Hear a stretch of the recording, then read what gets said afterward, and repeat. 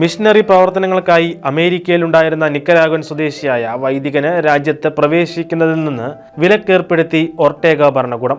മിസ്കിറ്റോ സ്വദേശി Rodolfo French നാർ എന്ന വൈദികനാണ് ഭരണകൂടം പ്രവേശന വിലക്ക് ഏർപ്പെടുത്തിയിരിക്കുന്നത്. ഏതാനും നാളുകളായി അമേരിക്കയിലായിരുന്നു ഫാദർ റൊഡോൾഫോ ഫ്രഞ്ച് നാർ. മിഷൻ പ്രവർത്തനങ്ങൾക്ക് ശേഷം സ്വന്തം നാട്ടിലേക്ക് മടങ്ങാൻ ശ്രമിക്കുന്നതിനിടയിലാണ് പ്രവേശന വിലക്ക് ഏർപ്പെടുത്തിയ വിവരം അറിയുന്നത്.